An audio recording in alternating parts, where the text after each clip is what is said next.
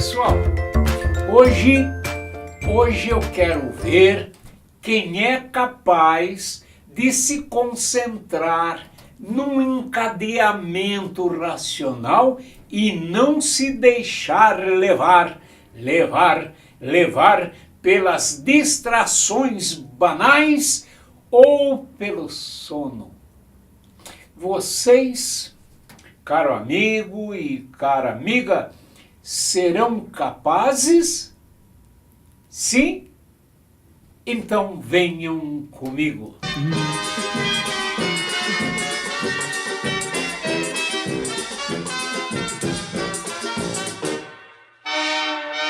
A mulher que o trem matou morreu pela primeira vez, morreu de triste fim, morreu com o nariz fazendo assim. A mulher que o trem matou morreu pela primeira vez, morreu de triste fim, morreu com o nariz fazendo assim. Quando ela estava enterradinha, o mundo inteiro quis saber. Morreu de triste fim, morreu com o nariz fazendo assim.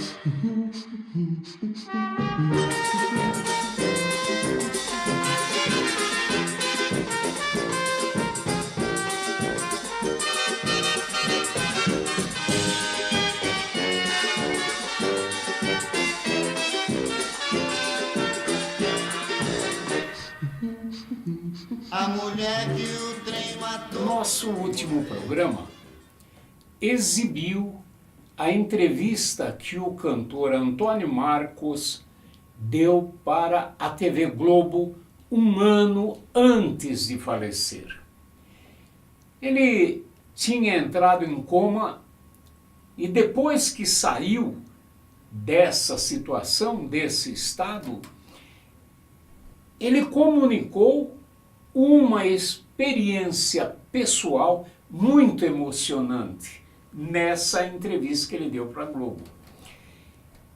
Ele contou que se viu fora do corpo, em boas condições de saúde, ao contrário do que estava acontecendo com o corpo dele, mas, embora com boa saúde, ele estava desesperado porque ele tentava se comunicar com a sua ex-esposa, a atriz Débora Duarte, e não conseguia essa comunicação. Ele não conseguia se comunicar com ela. O problema é que ela só prestava atenção no corpo que estava inerte e ligado aos aparelhos na cama do hospital. Ela não dava atenção nenhuma para o cantor que estava em pé ao lado dela, falando e gesticulando desesperado, porque não podia ver nem ouvir o eu que estava fora do comando da forma física. Você lembra disso? Lembra de ter visto, né? No programa passado?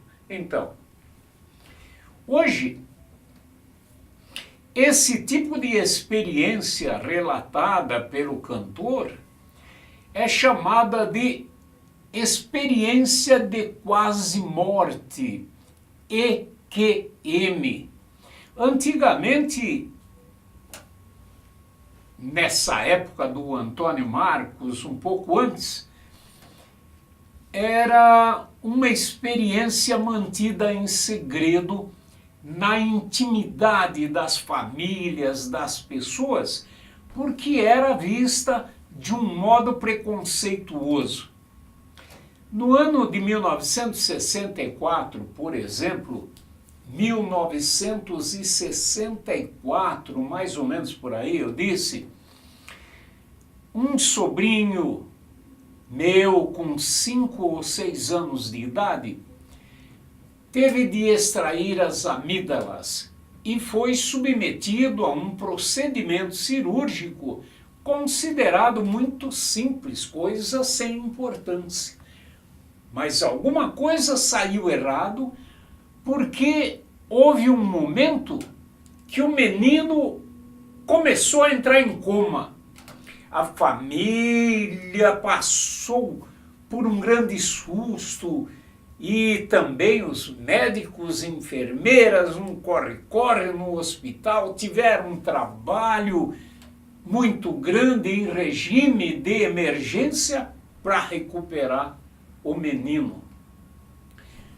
Depois de superado o momento dramático e bem mais tarde, quando o menino, o meu sobrinho, se restabeleceu, ele passou a tagarelar e na sua tagarelice ele contava que se viu flutuando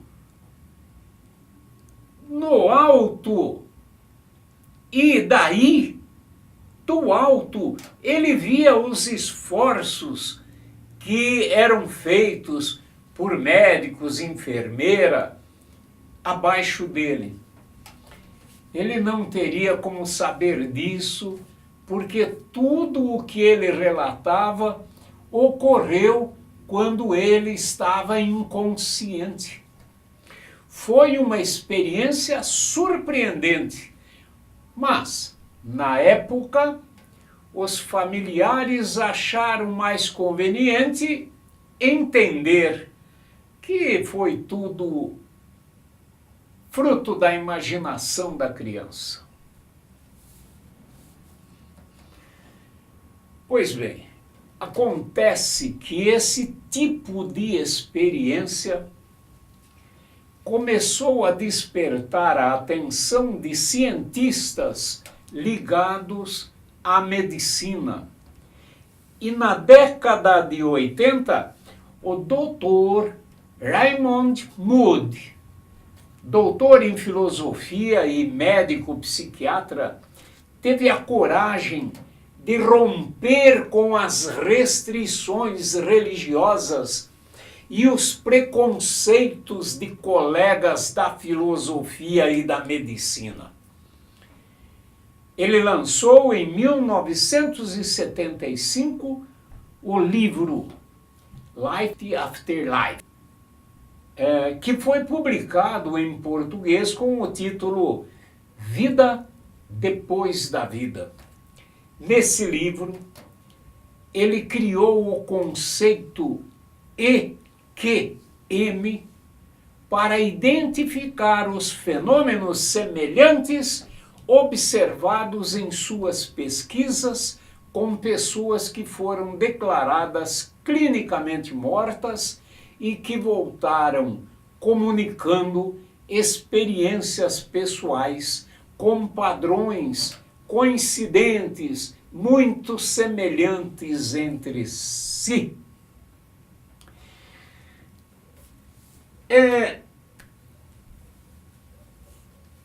Esse tipo de experiência começou a ser investigado depois disso largamente. Já haviam outros cientistas investigando em segredo. E logo depois o Dr. Moody explodiram relatos de investigações amplas feitas por outros cientistas. Ora,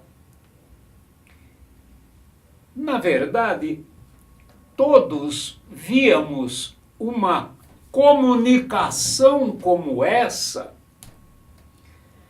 de um modo preconceituoso, porque nós estávamos crentes na impossibilidade desse tipo de ocorrência. A nossa crença, então, decorria do fato de termos sido levados pela influência de autoridades interessadas no poder sectário da própria religião, ou pela influência de autoridades interessadas em poder político contrário. Poder político agora com base em ideias supostamente científicas, materialistas. Então,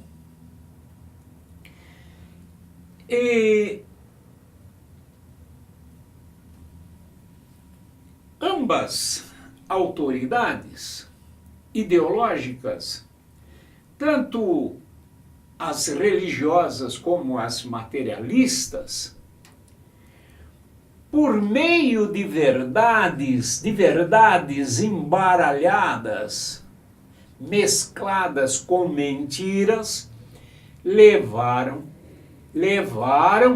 e levam o crente que não se detém para examinar de modo racional e cuidadoso as informações que lhe são comunicadas. Nós, para deixarmos de ser simplesmente crentes, desde o primeiro programa, viemos questionando as informações comunicadas por autoridades. Buscávamos a verdade sobre nossa identidade. E por isso passamos a criticar racionalmente, experimentalmente, o saber que até então nos foi comunicado a respeito de psiquismo, alma, vida, morte, atividades vitais. Com esse questionamento, nós terminamos descobrindo que havia muitas mentiras sobre a nossa própria identidade. Psiquismo, alma, vida, morte e atividades vitais, por exemplo, quando examinadas com um certo rigor racional, se revelaram partes de uma grande farsa criada e mantida pela linguagem. A linguagem que é o instrumento fundamental da comunicação. Essas palavras não passam de nomes. Nomes que não nomeiam coisa nenhuma especificada, singular, autônoma, existente na realidade natural. São palavras que designam artifícios genéricos, abstratos, criados e adotados justamente para a comunicação daquilo que o eu sente e pensa, das próprias experiências pessoais, sejam elas empíricas ou apenas comunicada.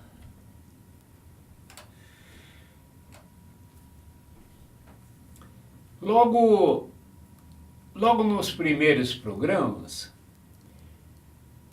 eu me identifiquei com um eu aqui e você se identificou como um eu aí. E sendo o eu inteligente, logo abandonamos o delírio de pensar que éramos o nome que nos deram, ou outros nomes paralelos, como alma, psiquismo, ser vivo, corpo ou cérebro, que quando estraga, faria, supostamente, o eu findar. Comprovamos, em seguida, que se alguém afirma que o eu existente deixa de existir quando as funções corporais cessam, seja cientista ou leigo, mente.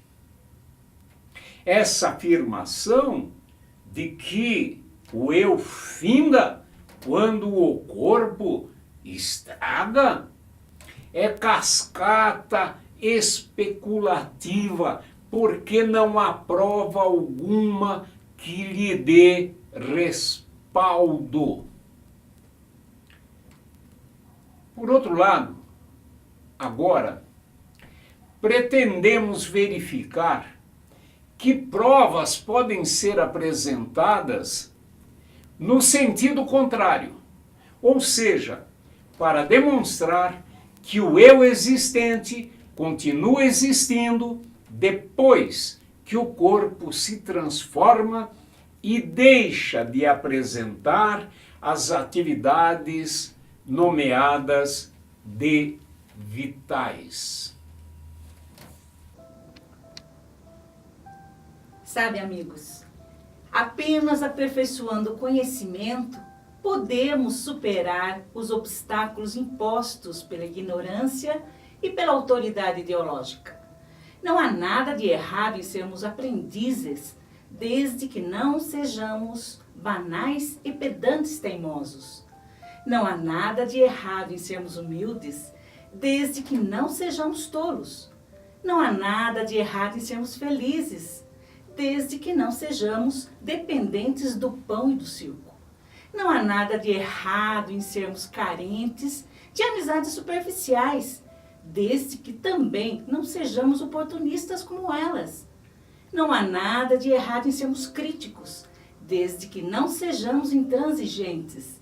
E não há nada de errado em sermos amigos, desde que sejamos sempre sinceros. É claro que se o sujeito quiser, se ele quer acreditar em mentiras, seja de pseudocientistas ou de pseudo-espiritualistas, ele tem o direito, é claro que ele tem o direito. Ele tem todo o direito de enganar a si mesmo, porque ele é o único ser que é prejudicado pela mentira. O único prejudicado é ele mesmo, logo que aí não temos um problema ético. E se é isso mesmo que o sujeito prefere, nós não estamos nem aí. Do mesmo modo, não estamos nem aí se esse sujeito convive com outros. Se esse sujeito convive com outros numa cultura em que todos, absolutamente todos, sem exceção, praticam a ética de trapaceiros, de corruptos e de bandidos, aí ele, tanto quanto todos os outros, tem o direito de comunicar mentiras, porque todos dessa cultura gostam das mentiras, apoiam as mentiras e usam as mentiras.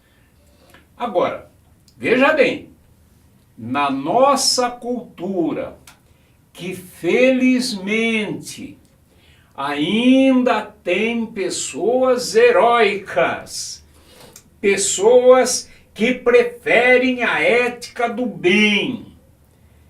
Nessa cultura, o sujeito pode até achar, pode ter a crença de que tem o direito de comunicar mentiras, mas ele se arrisca a ser desmentido pela verdade e se arrisca a passar vergonha, se é que tem alguma, é lógico.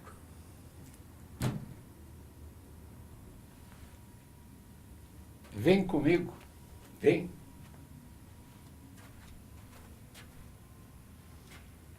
Neste desenho, nós temos o seguinte acontecimento. Nós temos este indivíduo conhecendo, tomando contato com uma realidade natural. A mulher feia para burra aqui que morreu. E ela morreu num gramado. Por certo, quis jogar futebol, coração não aguentou e empacotou. Então, está aqui, temos aqui a grama, a flor, e nós temos então estes elementos que são naturais, fazem parte da realidade natural. Isso a gente já viu lá no começo, só estamos relembrando. Agora nós temos aqui uma realidade que é artificial. Artificial por quê? Porque foi criada pelo homem. Aqui não, essas coisas não foram criadas pelo homem.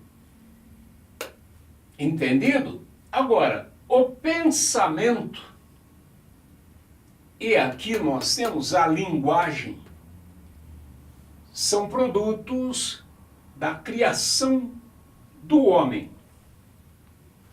Vejam que num primeiro momento, como eu disse, temos o indivíduo tomando contato, conhecendo uma realidade. Ele cria uma ideia, ele cria uma representação da realidade que ele está vendo.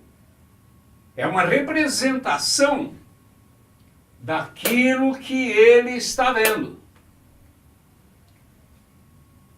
E agora entra uma segunda parte que eu quero mostrar para vocês, que é a parte da comunicação. Comunicação. É quando este indivíduo ele vai traduzir em palavras, pela linguagem, aquilo que ele sentiu e pensou da realidade. Esta linguagem corresponde, então, esta linguagem é correspondente com as representações que ele fez no conhecimento. A linguagem é uma representação da representação anterior, entendido? E é isto que ele passa para o outro. Na comunicação, ele seria chamado de emissor. Esta seria a mensagem e este seria chamado de receptor. De quê? Receptor de quê? Da mensagem, evidentemente, que está na comunicação. Muito bem. Então ele diz, olha, tem uma morta, grama, flor, capim, esses aqui são vivos, a outra é morta. Por favor, entendam, por favor. Tudo isto aqui corresponde, de novo, repito, com a sua ideia. É evidente que o que nós viemos discutindo é o seguinte, nós temos aqui grama, que significa algo que a gente vê na realidade. Capim, esta palavra significa algo da realidade. Flor, também. Ficou claro isso aí? Porque é muito importante que a gente entenda, desde o começo eu dizia, o mapa não é o território. O conhecimento não é o território. E eu acabei de colocar o seguinte, a experiência pessoal do indivíduo pode ser com a realidade e pode ser apenas com a recepção de conversa.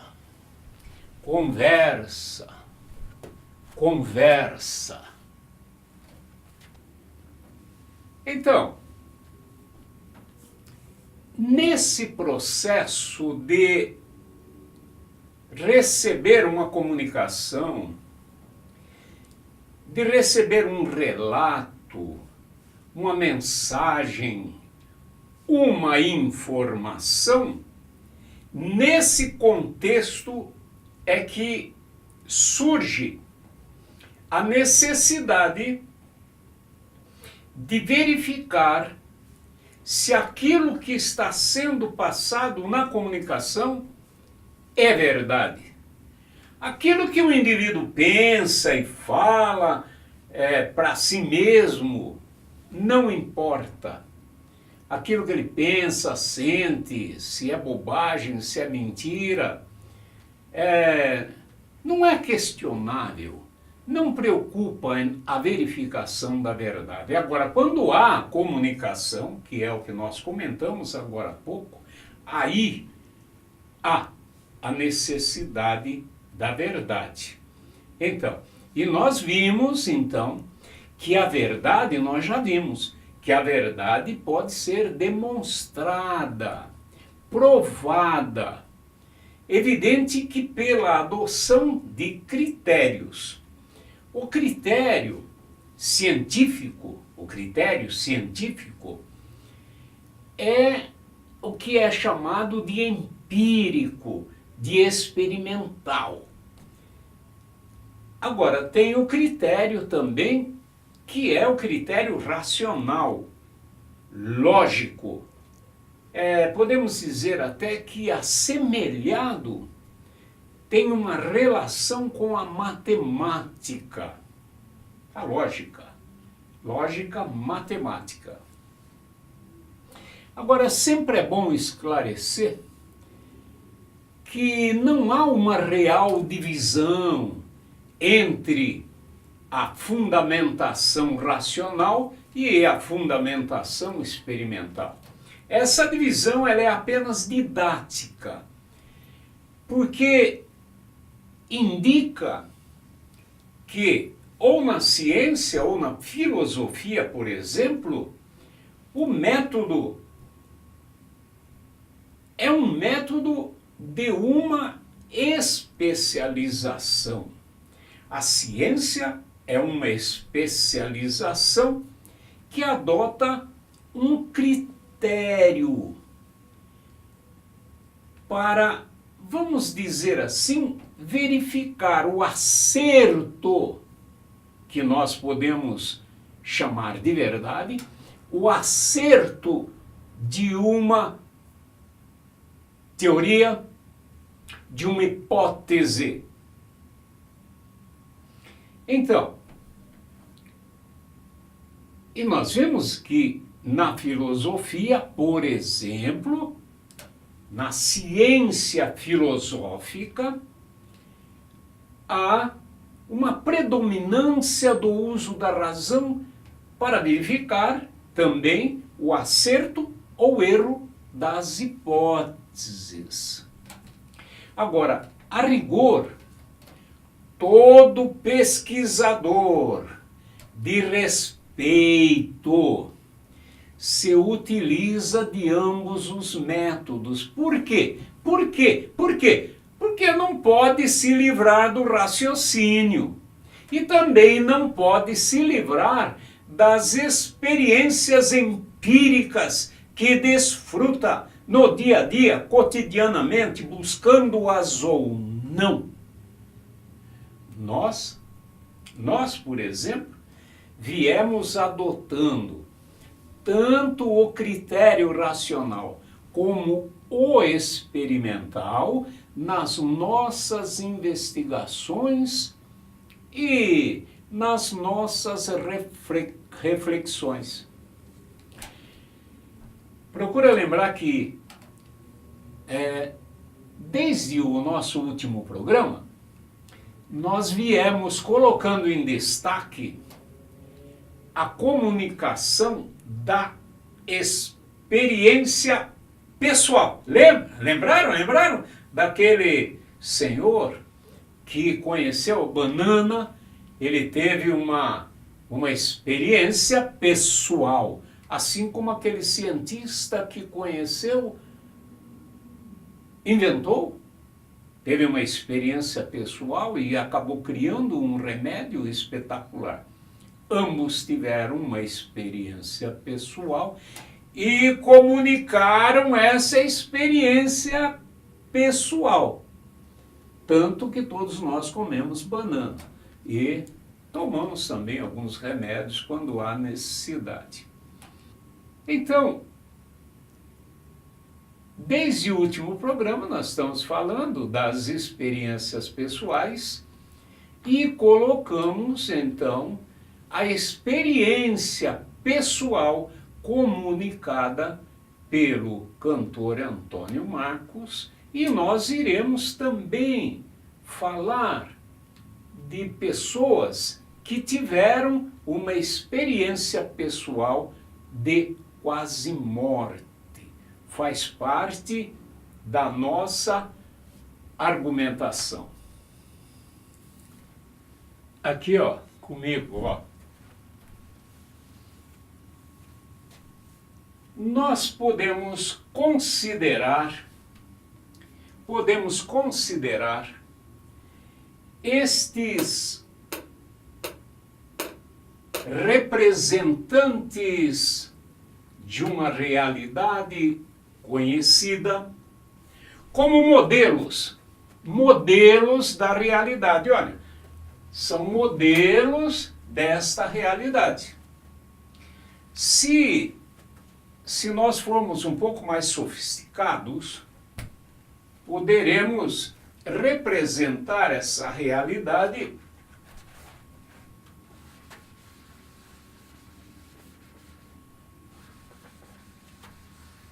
da seguinte maneira.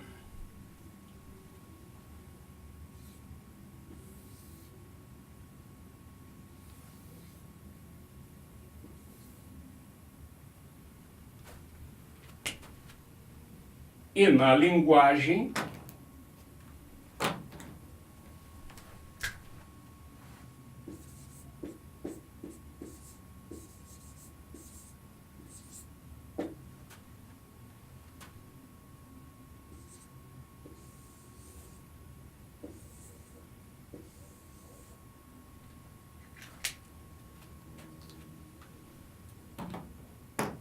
são modelos, paradigma do conhecimento da física, da química, paradigmas do conhecimento científico, modelos, continuam sendo realidades artificiais que para se verificar a verdade, são confrontadas com a realidade constantemente. Na crença, o indivíduo não confronta nada com nada. Ele acredita e fim de papo. E ele acredita no que quiser, não precisa confrontar coisa nenhuma. Acredite que sim, acredite que não. Correto? Correto? Correto. O que nós estamos fazendo em nosso estudo é confrontando esses paradigmas da linguagem, esses paradigmas dos nossos conhecimentos com a realidade e fazendo um questionamento racional, rigoroso. Você está gostando? Você está gostando aí, tá? Eu estou. Nós vimos como o cantor Antônio Marcos, grande cara, cantor excelente, nós vimos como ele se desesperou por ter sido ignorado na sua tentativa de se comunicar estando fora do corpo físico. O curioso é que, por causa da indiferença atual que as pessoas, de um modo geral, vêm mostrando nas relações humanas, às vezes nem precisamos estar fora do corpo para nos sentir ignorados e invisíveis. É ou não é?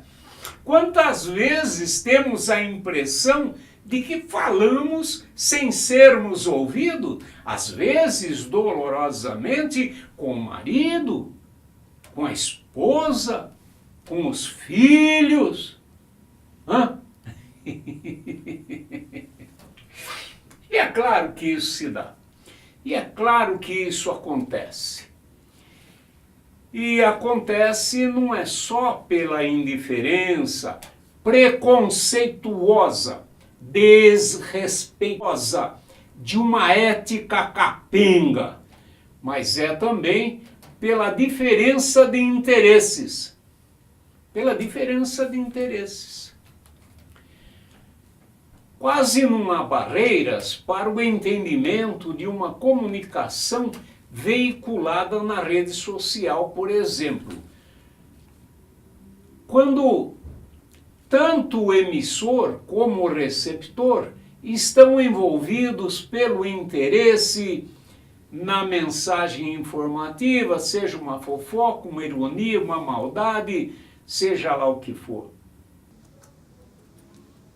O que combina com a distração? Um livro? Um vídeo? Uma aula sobre reflexão?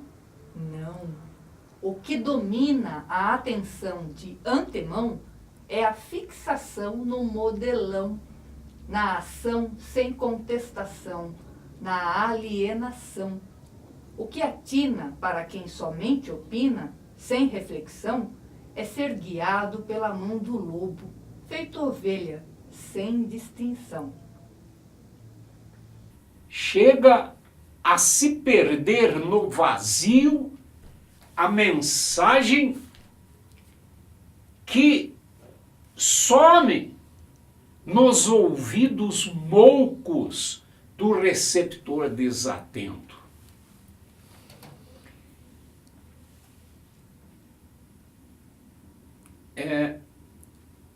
João Batista era aquele que pregava no deserto. Isso é, ninguém ouvia ele. Sendo assim, é preciso, para que haja uma comunicação boa, é preciso que haja uma certa sintonia, uma parceria, uma cumplicidade mental. Uma cumplicidade mental, uma cumplicidade espiritual entre quem comunica a mensagem e quem a recebe.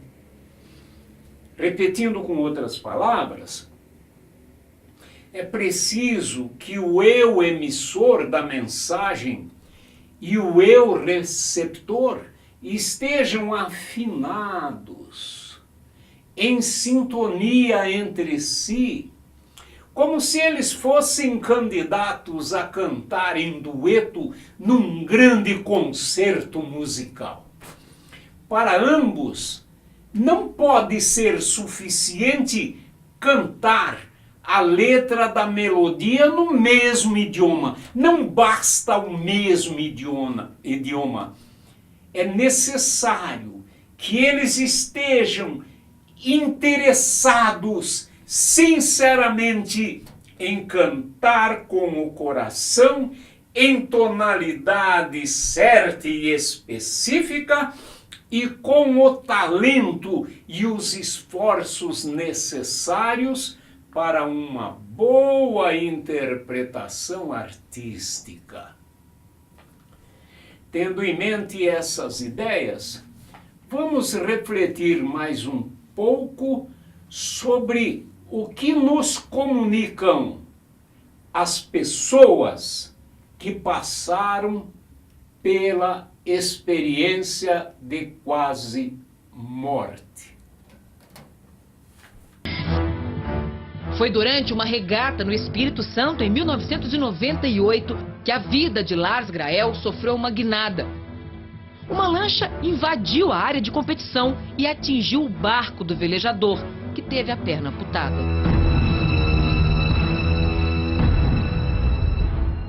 Minutos depois, quando eu já estava no transporte entre o Yacht Clube do Espírito Santo e o hospital em Vitória, eu tive uma parada cardiorrespiratória.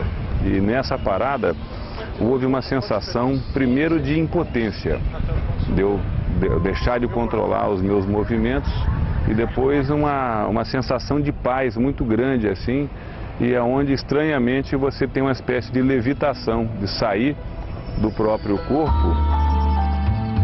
Me vi de fora e levantando e me afastando, né, até a hora que eu volto.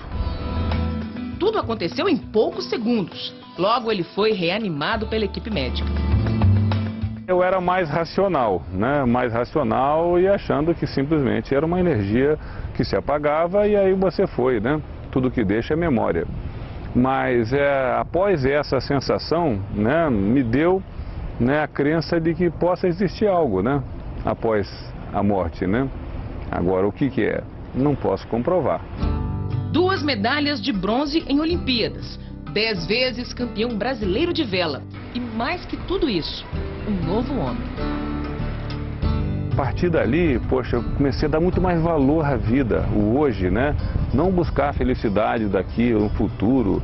A felicidade é hoje, aqui, agora.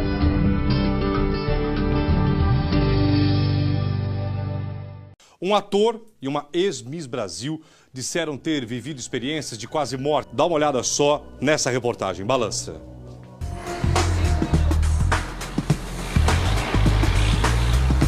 Um acidente de carro deixou Débora em coma por 4 dias. Quando acordou, a Miss Brasil 2010 não se lembrava de nada. Ao longo da recuperação, a memória foi se restabelecendo e as lembranças de Débora passaram a confundi-la. Eu até tenho essa imagem assim na minha cabeça, que eu vejo a ambulância parada e várias pessoas correndo de um lado para o outro. Aí vejo me tirando do carro, mas parece que eu tenho essa imagem de cima.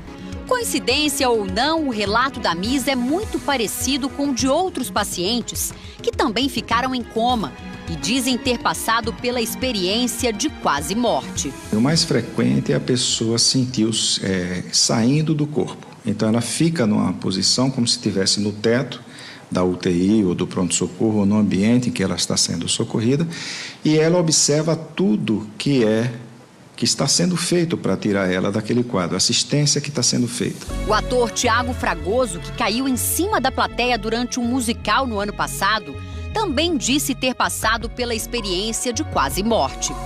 O que chama a atenção dos pesquisadores é que muitos relatos de pacientes têm coincidido com situações que ocorreram dentro da UTI, no momento em que, para a medicina, o doente estava inconsciente.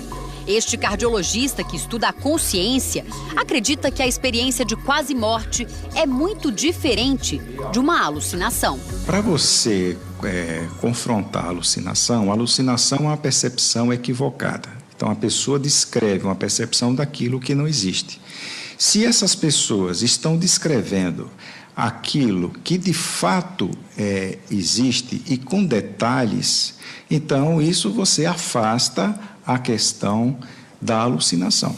O doutor Alexander Iben, da Universidade de Harvard, escreveu um livro em que conta a experiência de quase morte por que teria passado. O médico, que nunca havia acreditado nesse tipo de relato dos pacientes, esteve em coma por 7 dias por causa de uma infecção rara no cérebro. Ele diz que nesse período visitou um lugar escuro e lamacento e depois uma espécie de paraíso. Voltaremos a esse assunto do qual nós tomamos conhecimento agora no nosso próximo programa. Espero que vocês estejam comigo, atentos como sempre e preparados para raciocinar. Muito obrigado pela audiência e até mais ver. Aquele grande abraço.